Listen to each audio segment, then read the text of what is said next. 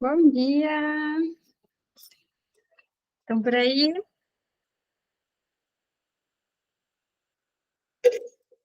Digam, estão ouvindo? Está tudo certo? Sim. A gente está na página 174 e vamos começar a partir do prazeres dos sentidos. Tá bom, Bi? Tudo bem. Me digam aí se todo mundo se achou e se a gente pode começar a leitura. Me deem um sinal. Sim, Bi, tá bom. Chay também. Vocês não ligam a câmera, já falei que eu fico meio assim, né? Vocês estão aí, se não estão, todo mundo com vergonha de aparecer. Então, vamos lá. Freud, assim, não era um rígido Caxias, tampouco asceta. Sua atividade sexual parece ter diminuído cedo.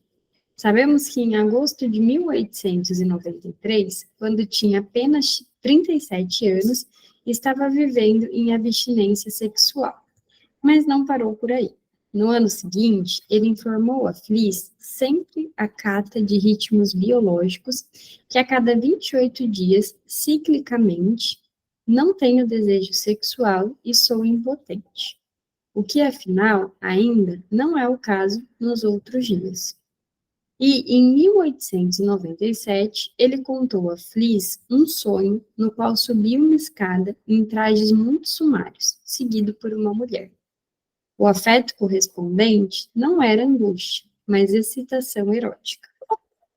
É verdade, como vimos, que em 1900 ele observara que havia parado de gerar filhos.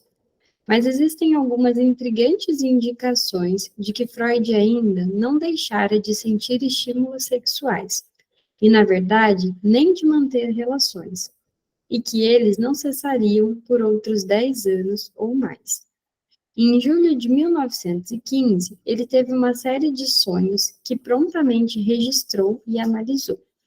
Um deles era sobre sua mulher. Marta se dirige a mim. Eu devo escrever algo para ela. Escrever numa agenda. Tiro meu lápis. Fica muito indistinto. Ao interpretar o sonho, Freud apresentou vários restos diurnos para explicá-lo. Inevitavelmente, entre eles, seu significado sexual. O sonho tem a ver com um coito bem-sucedido da manhã de quarta-feira. Então, ele estava com 59 anos. Assim, nesse mesmo ano, quando Freud disse a Jackson Putman que havia feito uso da liberdade sexual que defendia, estava essencialmente declarando uma aversão a aventuras extraconjugais.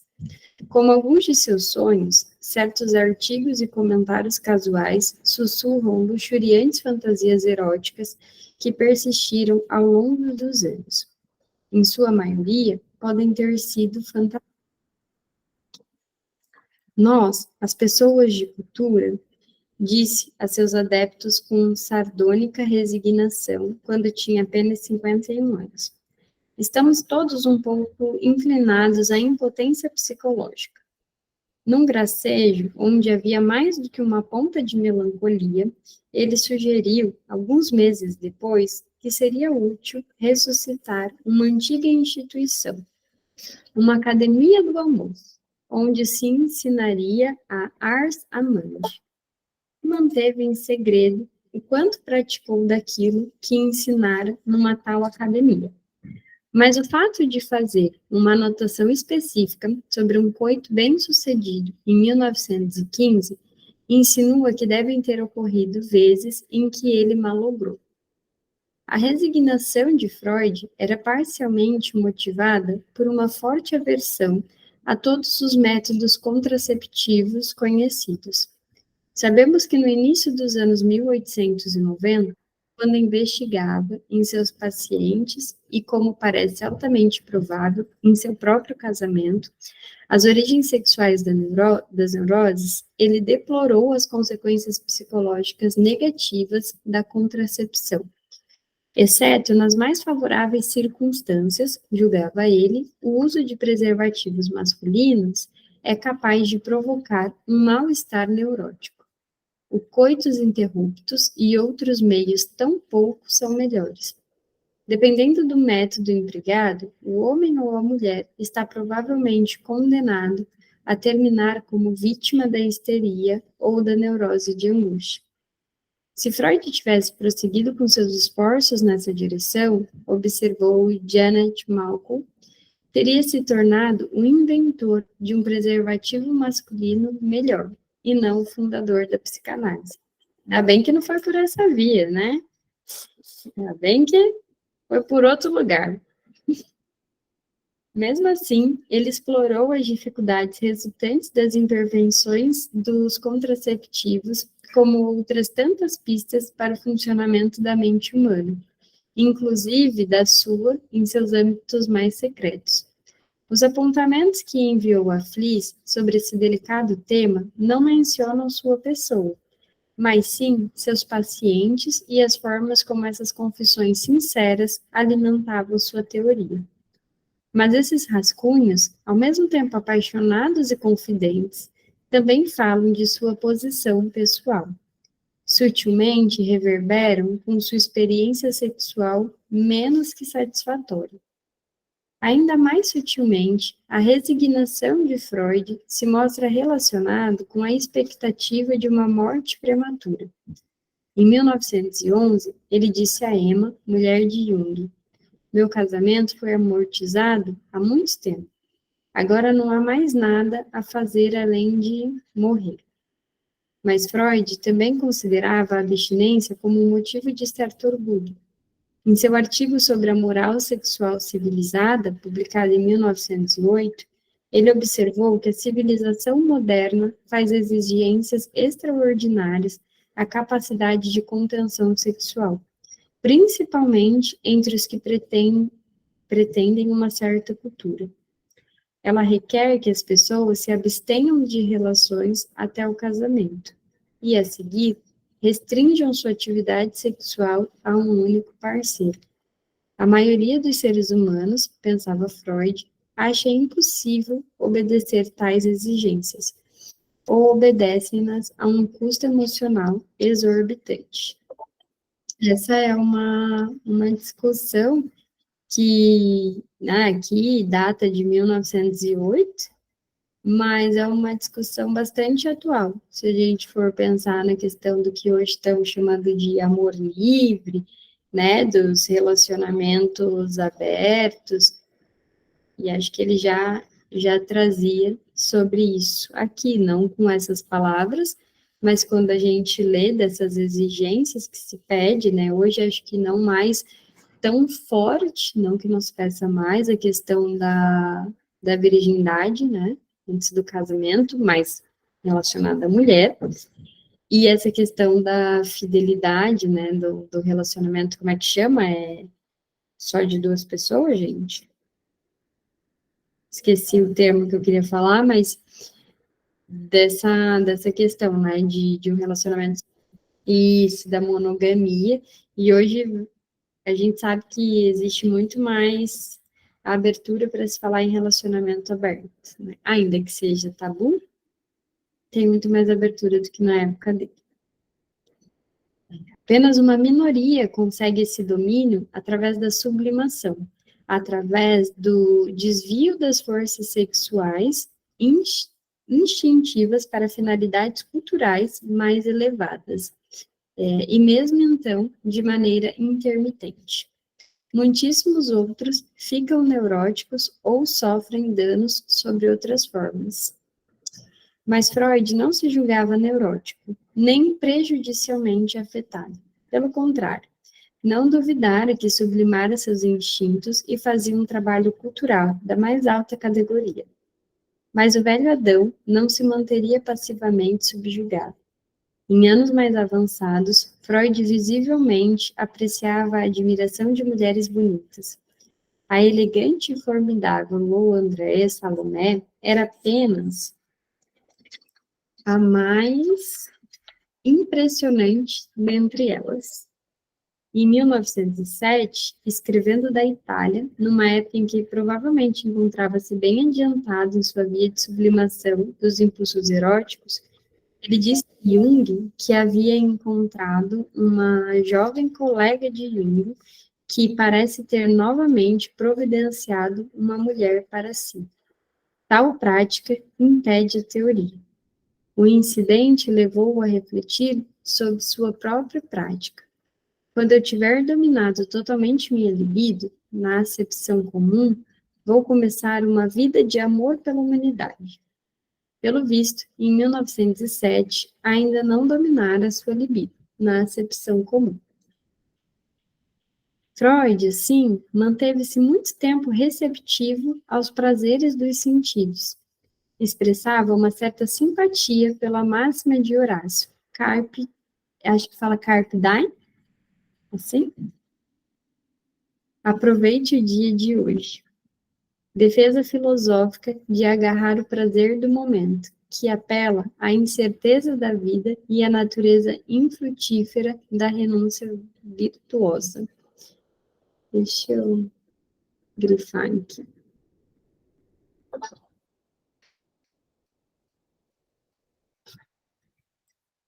Afinal, confessava ele, cada um de nós teve horas e épocas em que admitiu que essa filosofia de vida é correta. E talvez uma das maiores dificuldades de hoje, né, das pessoas, porque está todo mundo vivendo hoje, lá na frente, e aí esse tanto de angústia que vem. Essa coisa de aproveitar o dia tem sido, pelo que se parece, cada vez mais raro. Acho que a gente vê muito esses movimentos na clínica, escuta muito isso, né? E sabe uma coisa que acho que traz uma clareza sobre isso? Quem nunca ouviu ou sentiu isso de era meu dia de folga e eu me senti culpado por estar de folga? Isso mostra muito essa questão de não tem esse aproveitar do dia, né? Tá aqui, vivendo aqui, mas pensando em todas as outras possibilidades. E aí não vive nem aqui, nem lá. Acho que hoje a gente pode perceber isso, assim, um excesso de vivência num futuro que nem existe, mas que a pessoa tá sempre lá e não aqui.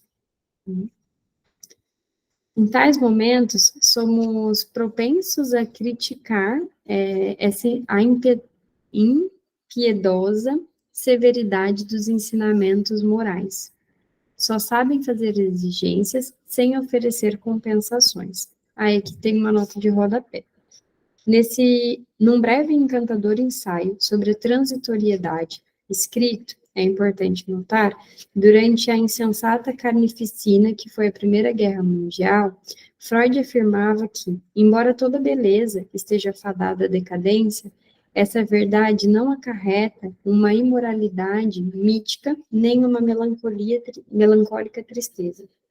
Se uma flor floresce apenas por uma única noite, sua floração, nem por isso, se mostra menos magnífica para nós. O que importa é a emoção despertada pela beleza e pela perfeição no próprio momento em que surge. Bonito, né?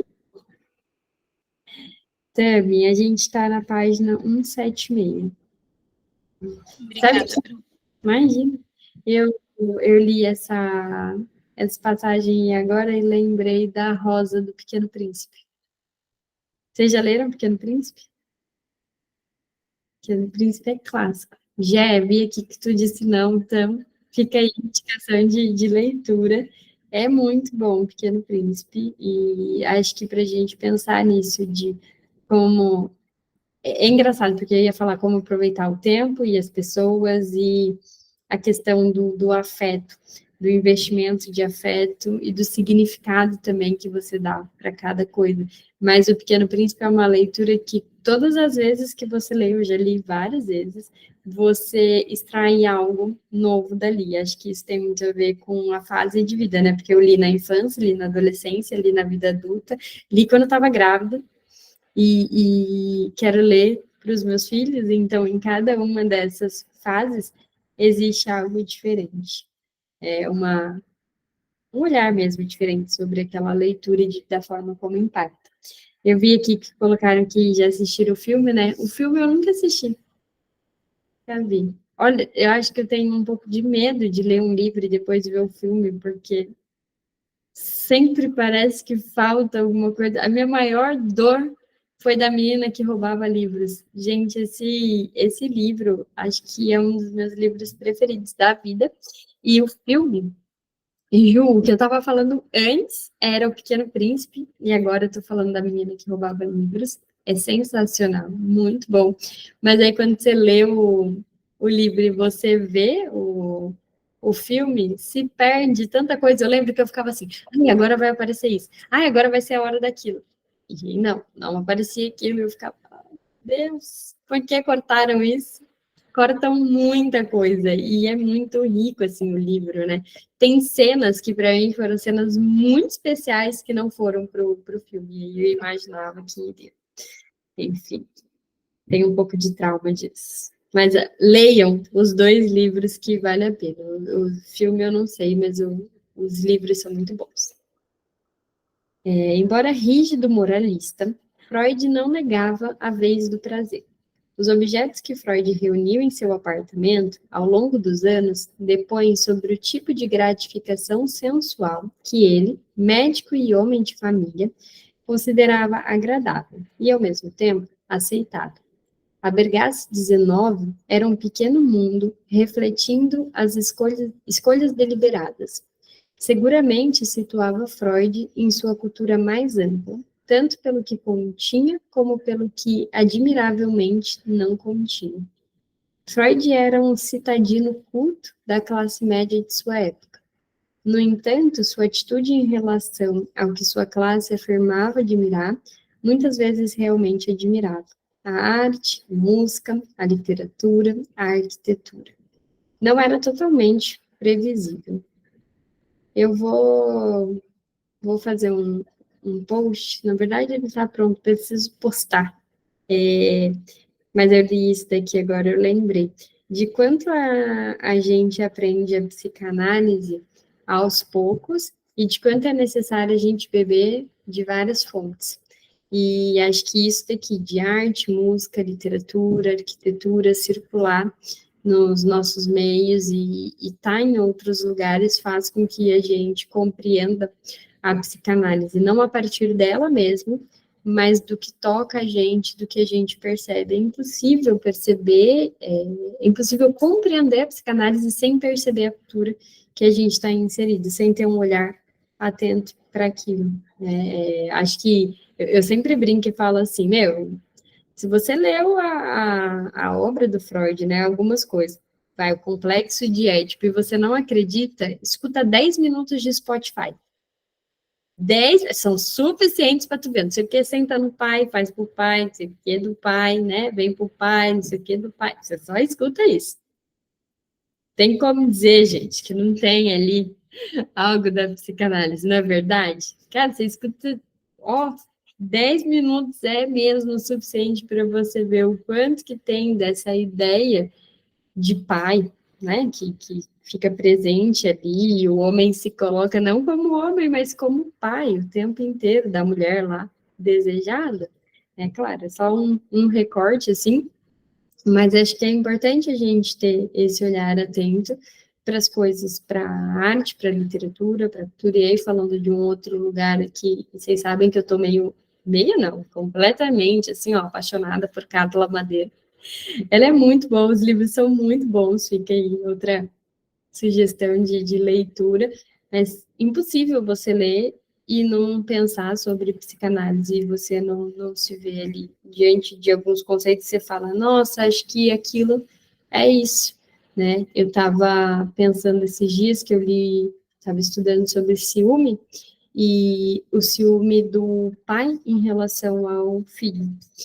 E o quanto isso aparece, né? O quanto para o homem, por vezes, pode ser difícil dividir a mulher com o filho. Isso aparece bastante, pelo menos na minha clínica, de como é difícil essa triangulação ali que se dá a partir de novas famílias.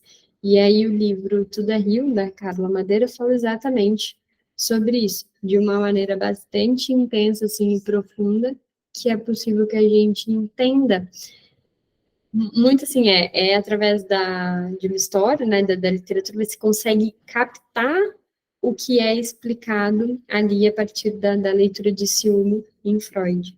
Eu não sei se alguém já leu o texto sobre ciúme e esse livro que eu cito, da Carla Madeira, mas quem leu pode me dizer aí se sentiu isso, mas me vem que a percepção é muito melhor quando você vai fazendo combos, assim. Eu tenho alguns reels lá no Instagram também que eu coloco sobre isso, tipo um livro, né, de literatura e algum texto que seja psicanalítico técnico para você fazer essa junção aí. Eu adoro fazer isso, pensar nisso, até quando a gente assiste filmes também, né, e consegue atribuir a questão da psicanálise, se traz um conhecimento mais rico, mais amplo. E aí, ele falar, né, dele, que ele admirava tudo isso, que ele se disponibilizava também, ele pegava o tempo dele e disponibilizava para estar em contato com essas coisas, com certeza acho que faz parte dele ter feito tudo que ele fez em questão de teoria. Faz sentido isso para vocês? Vocês concordam? Não? Tá. É, então, muitas vezes realmente admirava e não era totalmente previsível. Freud não era, em absoluto, insensível à beleza feita pelo homem. Em 1903, gostou de saber que Karl Abraham estava apreciando a estância holandesa de Noordwijk aan Zee, onde Freud já havia passado férias. Principalmente os crepúsculos, rememorava ele, eram grandiosos, mas apreciava ainda mais as obras humanas. As pequenas vilas holandesas são encantadoras. Delft é uma pequena joia. Os pintores e escultores e arquitetos proporcionavam-lhe grande deleite visual, ainda mais do que paisagens naturais.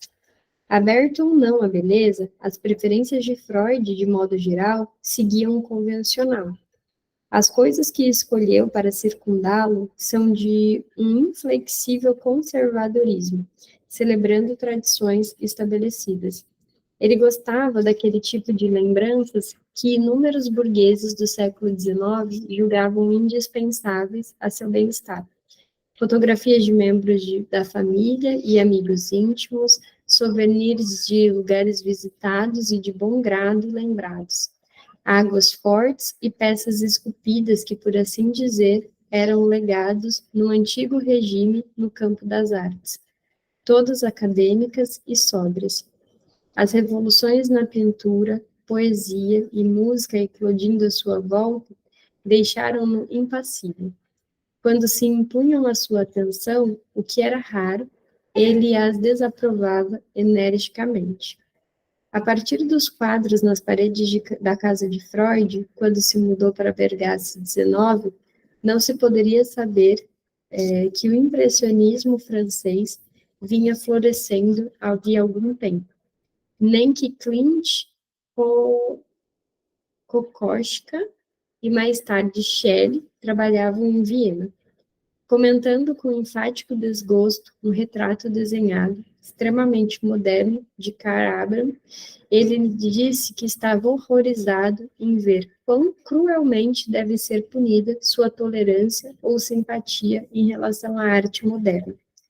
As aspas irônicas em arte são expressivas. Freud admitiu francamente a Oscar Pfister que, frente ao expressionismo, era um filisteu.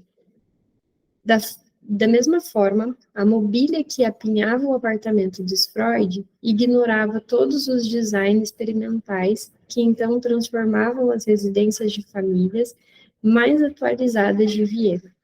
Os Freud viviam em um sólido conforto vitoriano, com toalhas de mesa bordadas, cadeiras forradas de pelúcia, fotografias emolduradas e uma profusão de tapetes orientais. O apartamento respira um ecletismo despreocupado, refletido num acúmulo de objetos que, longe de obedecerem ao projeto de algum decorador, exprime a simples busca do prazer doméstico ao longo dos anos. Freud devia considerar essa pletora desordenada que gostos mais austeros desdenhariam como um ambiente opressivo, extremamente reconfortante. Ela realizava o programa de domesticidade que Freud estabelecera antes de se casar, e mostra a prosperidade finalmente obtida ao lado de experiências afetuosamente relembradas. De fato, a prosperidade e as recordações caracterizavam os aposentos profissionais de Freud. O consultório e seu gabinete privado, tanto quanto os outros cômodos da Bergasse 19. Sua análise da arte era muito mais radical do que seu gosto em matéria de beleza. Ai, só um segundo.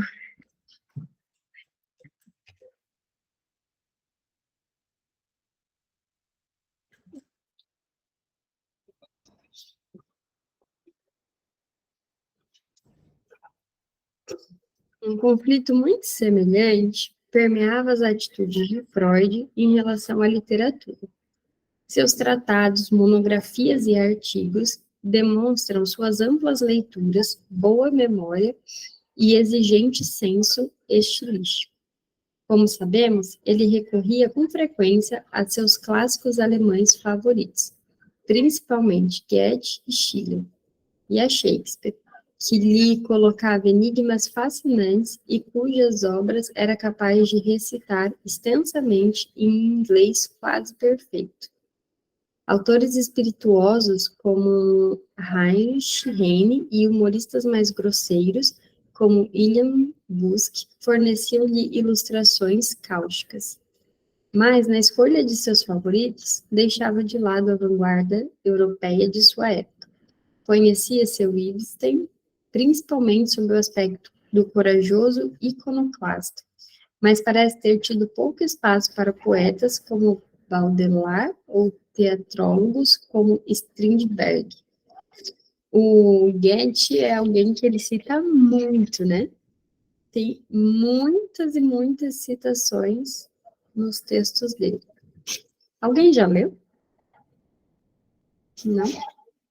Tenho vontade, preciso colocar isso em prática. Tá. Entre os vienenses que naqueles dias escreviam, pintavam e compunham uma atmosfera eletrizada por irreprimíveis impulsos modernistas, apenas Arthur Schnitzler, como vimos, recebia os aplausos incondicionais de Freud, por seus penetrantes estudos psicológicos da sexualidade na sociedade vienense contemporânea. Isso não significa que Freud não se dedicasse à leitura de romances, poemas e ensaios, pelo seu próprio prazer. Dedicava-se e suas escolhas eram abrangentes. Quando precisava relaxar, principalmente a se recuperar das operações em idade avançada, entregava-se a seu gosto por mistérios policiais, lendo autores de histórias detetivescas tão clássicos como Agatha Christie e Dorothy Sayers. Eu acho que eu já contei para vocês, e em algum momento aqui no livro deve ter, mas ele fez, depois a gente pode pesquisar o número exato, mas se não me falha a memória, ele fez mais de 37 cirurgias.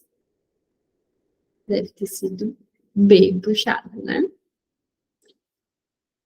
Naturalmente, de modo geral, seus assuntos de leitura eram bem mais elevados. Em 1907, respondendo a um questionário de seu editor, Hugo Hiller, que pediu uma lista de 10 bons livros, Freud mencionou 2 escritores suíços, 2 franceses, 2 ingleses, um russo e um holandês, um austríaco e um americano. Bem pouco cult, né? Era muito inteligente. Gottfried Keller e Konrad Ferdinand Meyer, Anatole France e Emile Zola, Rudyard Kipling e Lord Macaulay, Dmitri Merezhkovsky, Multatuli, Theodor Gompertz e Mike Taiwan. Acho que são esses os nomes. Depois dá para a gente pesquisar e ver se interessa aí para ler também. Essas preferências, assim como suas preferências artísticas, eram relativamente seguras. muito menos arriscadas do que se poderia esperar de um tal rebelde, mas de fato apresentavam pelo menos um pouco de rebeldia. Multatuli, o ensaísta e romancista holandês Eduard Toves Dekker, tinha algo de reformador político e moral. O Livro da Selva, de Kipling, podia ser lido como um protesto ficcional contra a artificialidade da civilização moderna. Mark Twain certamente era o mais irreverente dos humoristas. Na verdade, alguns favoritos de Freud, tais como os ensaios decididamente otimistas de Macaulay sobre a cultura inglesa do século XVIII ao século XIX, e sua história não menos deliberadamente witty da antiga filosofia grega, eram à sua maneira um tanto subversivos.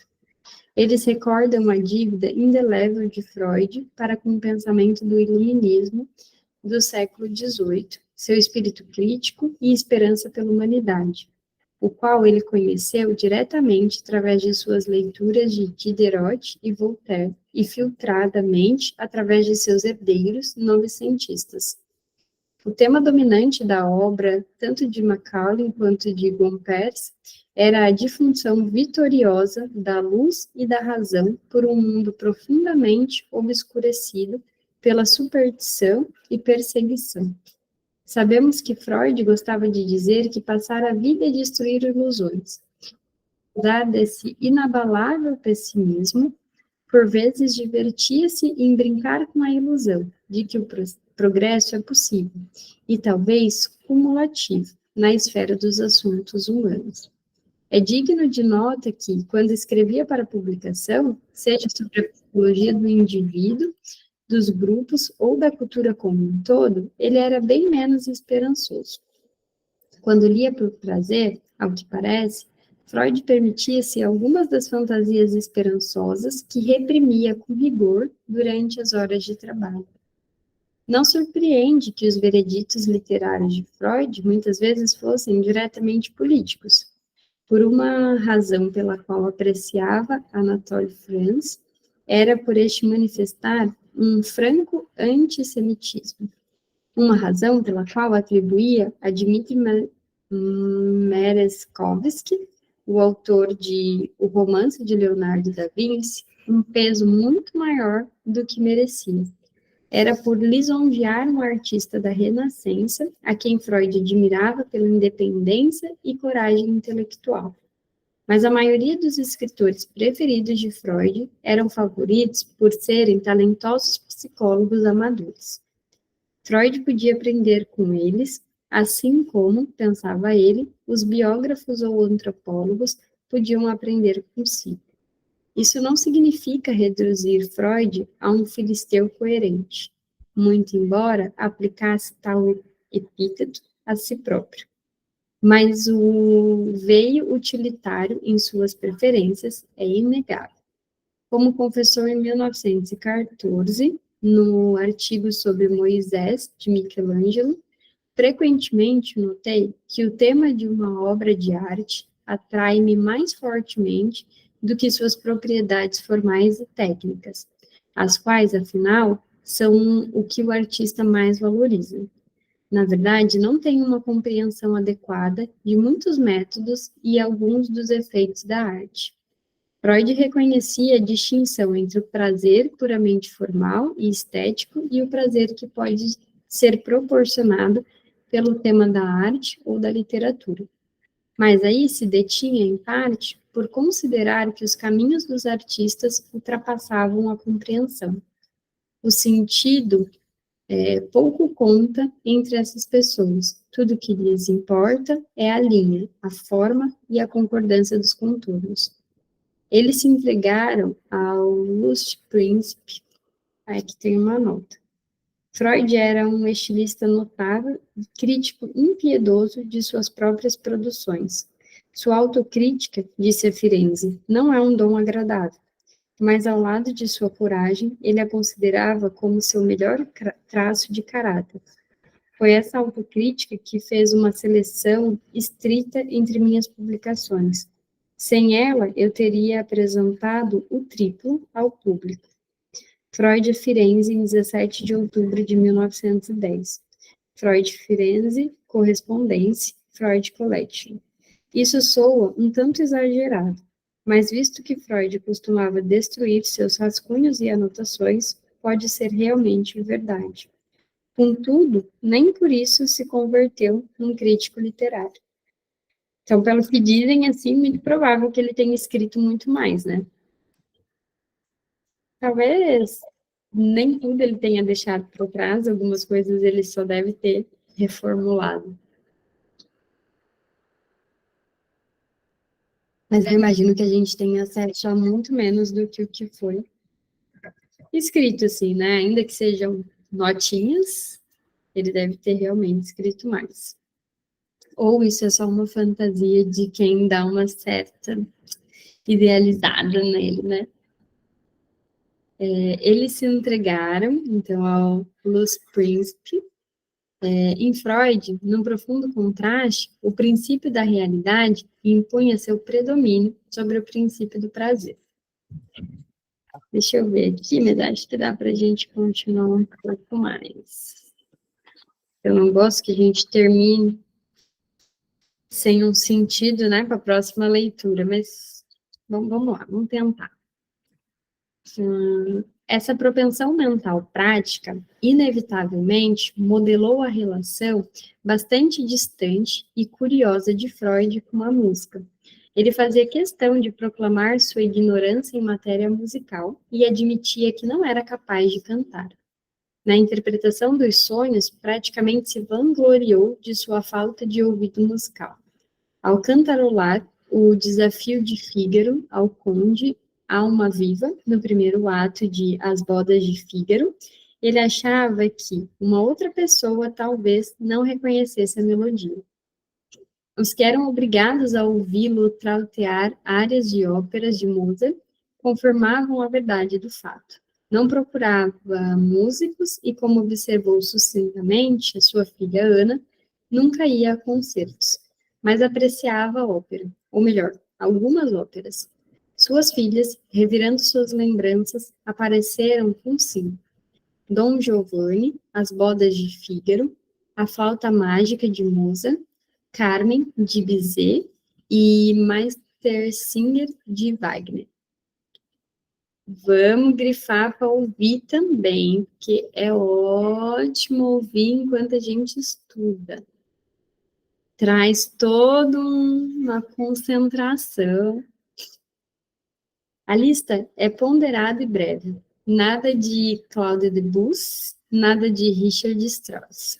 Entre as óperas de Wagner, Meistersinger, depois de algumas obras anteriores, como o Holandês Voador, é certamente mais acessível. Gente, o Holandês Voador existe. Vocês conhecem esse termo? Lembram disso? Ou só eu?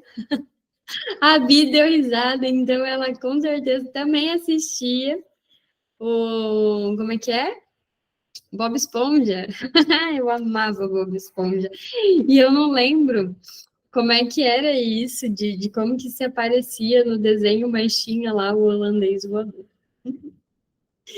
É certamente a mais acessível. E Carmen, embora tenha levado algum tempo para conquistar Paris, após sua premiere em 1875, nessa cidade, rapidamente tornou-se grande favorita nas terras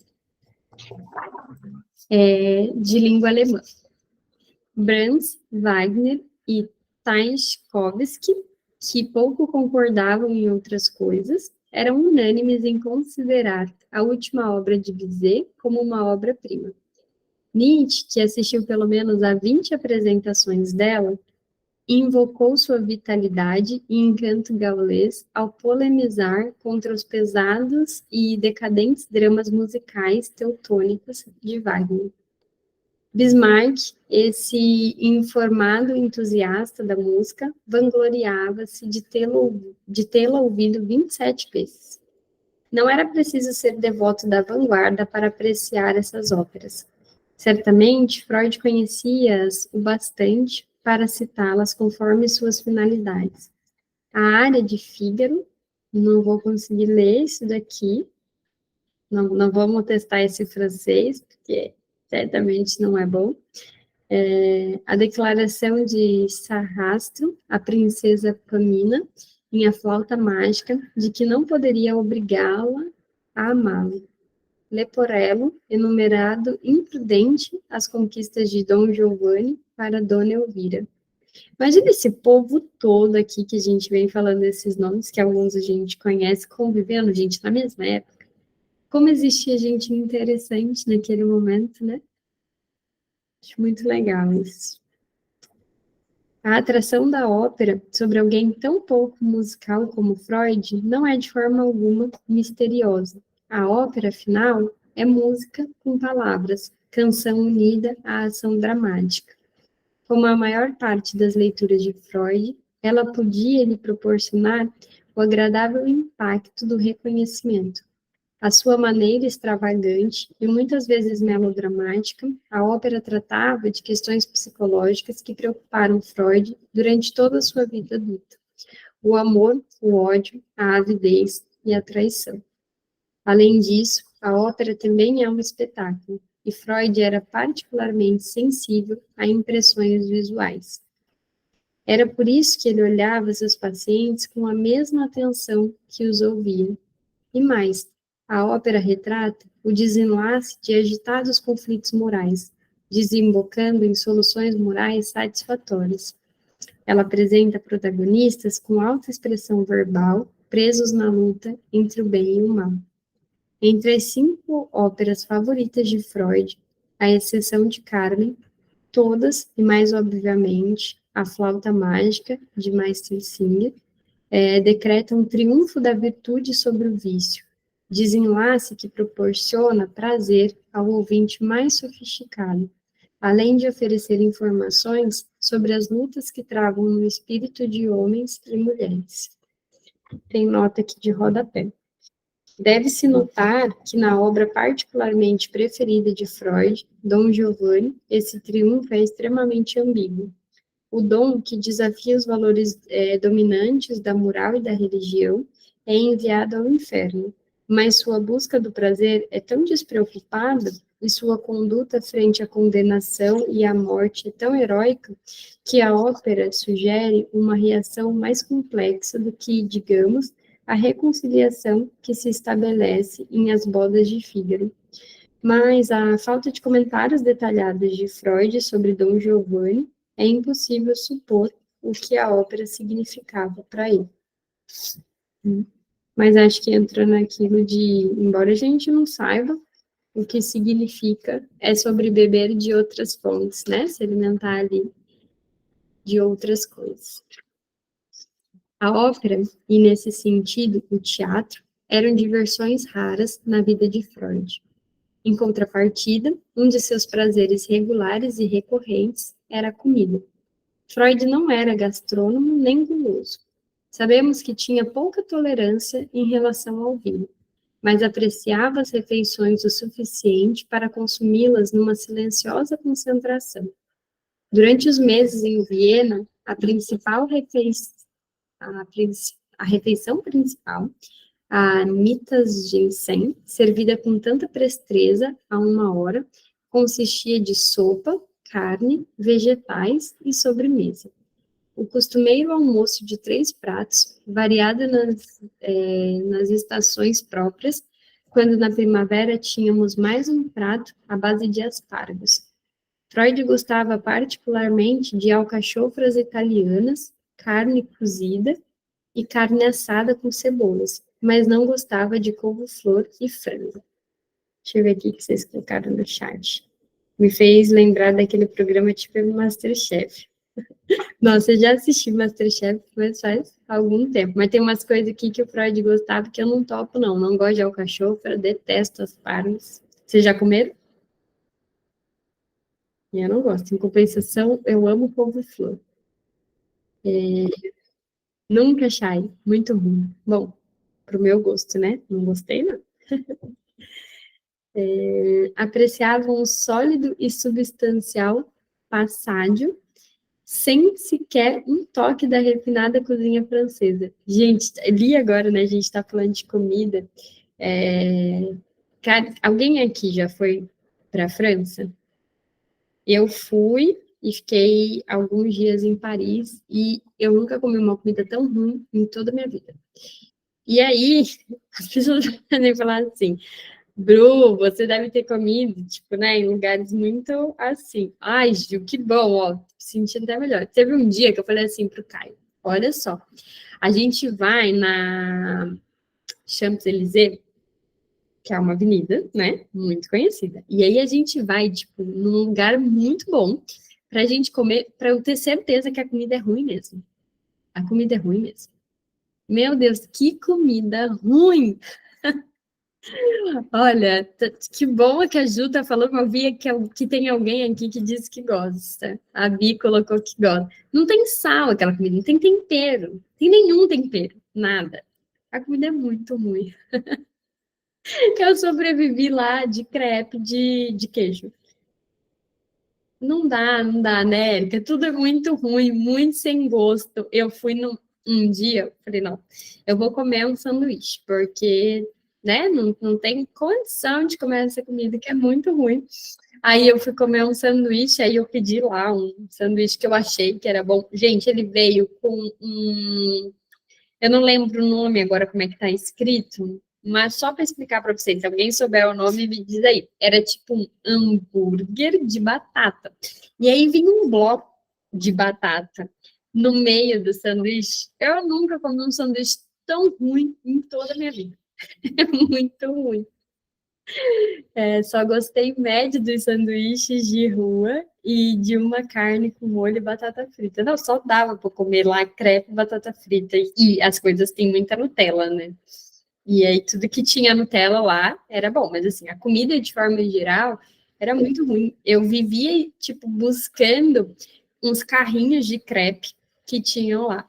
Já o Caio gosta de tudo, né? O Caio comeu tudo e ele amou todas as coisas. Você vê assim como é nesse dia que a gente foi no restaurante lá na Champs-Élysées, ele comeu um pato com laranja.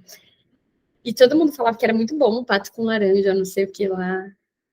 É, tudo é ruim, mas o pato com laranja, o Caio falou que estava sensacional. Eu falei, nossa, então vou experimentar, né? Isso, apesar de gostar, mas o gosto é mais forte do que do Bi, Tim Caio. O gosto é mais forte do que de frango, mas o negócio é muito ruim. Eu não sei se pato em si é muito ruim ou se o pato lá que eles fizeram era muito ruim, mas não rolou. Aí teve um dia lá que a gente foi num restaurante brasileiro, graças a Deus, e aí eu pude comer comida de verdade, porque foi caótico, caótico. Quando eu penso assim, eu tenho vontade de voltar lá, né? Pizza salva. Mas ainda assim é muito diferente. Pelo menos no meu gosto. Mas eu penso em voltar para lá e eu fico pensando da comida aqui. Ai, meu Deus, não vou gostar. E, meu, pior, eu tenho uma amiga, ela é muito próxima, assim. Teve um dia que ela foi, né? E aí ela depois estava me contando, porque eu tenho pavor de rato. Pavor mesmo. E lá tem muito rato, né? Fala, em Paris, não sei o quê, tu vai lá na Torre Eiffel, cheio de rato passeando, né? Ju, essa foi a única coisa, agora tu falou, eu lembrei, essa foi a única coisa que eu gostei, esses macarrons aí, esses bolinhos assim, comprei um na Torre Eiffel, que era sensacional, nunca que eu achei um igual aqui, era a única coisa que prestava. Essa minha amiga foi lá, e aí ela estava comendo num restaurante bom também, era um restaurante assim, que ficava na rua, mas era um restaurante considerado bom. E aí ela estava com a filhinha dela, e aí caiu a chupeta. E aí o João, que é o marido dela, abaixou para pegar a chupeta da Laurinha, assim, quando ele abaixou, ele falou assim, olha, Bi, levanta com calma e vamos embora. Aí ela, por que ele não? Levanta com calma, só vamos embora. E aí ele viu, né, quando ele abaixou, tinha um rato comendo as batatas fritas, que a bebê estava jogando embaixo da mesa. Meu Deus do céu, acho que bom que eu realizei a vontade de ir lá, de conhecer. Não sei se eu topo de novo, viu? Gente, se fosse comigo, Paris inteiro tinha ficado sabendo dos gritos que eu ia dar para sair de lá. Imagina a cena. A Bia, eu vi os vendedores de vinho na torre tirando os coolers do bueiro. Sério, assim, olha, o negócio é muito lindo a cidade, embora eu tenha achado bem cinza, assim. Eu tinha muita vontade de ir pra lá, era meu sonho, assim. Mas as pessoas falam de um jeito, tipo, tudo é perfeito, né? Cara, se você não gosta de rato, já vai preparado, porque, assim, tem muito rato. Muito mesmo. E é assim, mas muito rato onde você ficou? Não, muito rato ali na Torre Eiffel mesmo, que é um lugar, tipo, super turístico, né? Muito, é lindo, tá? Não é para ninguém desistir de lá se tiver vontade. Vale cada dia, cada centavo que se gasta para estar lá. Mas assim, se tu tem medo de rato, tu vai encontrar uns. Que mais Freud gostava de comer? Não sabia dessas coisas. Eu quero ir para Nova York, hein? Não, não me fala, Ju, não me conta, porque, sério, se tiver mais rato, eu não vou. Eu odeio ratos. Mas aqui tá dizendo que ele gostava de comer um prato à base de aspargos e que ele gostava de alcachofras. Mas, ó, vamos terminar esse parágrafo, né? Que a gente ficou aqui falando dos nossos rolês gastronômicos. Só um ponto: comida brasileira é a melhor comida que tem. A gente não precisa ir muito para fora, não. Pelo contrário, qualquer discriminação que tivesse seu paladar, Freud reservava para charutos. Tinha um vício fatal por eles. No início dos anos 1890, quando Fliess, afinal, um especialista em otorrinolaringologia, proibiu-os para acabar com os catarros nasais de Freud. Este ficou desesperado e implorava pateticamente por auxílio. Ele começara a fumar aos 24 anos, de início cigarros, e logo a seguir apenas charutos. Afirmava que esse hábito, ou vício, como dizia, reforçava muito sua capacidade de trabalho e suas condições de manter o autocontrole. Significativamente, seu modelo havia sido o pai, um grande fumante, que continuou a sê-lo até seus 81 anos. Freud, fumante de charutos, evidentemente, nesses dias estava em companhia numerosa. Para as reuniões semanais em sua casa, a empregada distribuía cinzeiros pela mesa, um para cada convidado. Numa noite avançada de quarta-feira, após uma dessas reuniões, Martin Freud deu uma olhada, ou melhor, uma tragada, na atmosfera. O aposento ainda estava carregado de fumaça e pareceu-me um prodígio que seres humanos tivessem conseguido ali sobreviver. E quanto mais falar, durante horas, sem se asfixiarem. Imagina, né? Isso é horrível. Eu odeio cigarro. Charuto, então, deve ser péssimo. Quando seu sobrinho Harry completou 17 anos, Freud ofereceu-lhe um cigarro. Quando Harry negou, o tio lhe disse: Meu rapaz, fumar é um dos maiores e mais baratos prazeres da vida. E se você decidiu de antemão que não vai fumar, só posso lamentar por você. Ora, ora, né? Dando conselhos e conselhos errados. Era uma gratificação sexual que Freud não poderia se negar, e pela qual viria a pagar um preço extorsivo em dor e sofrimento.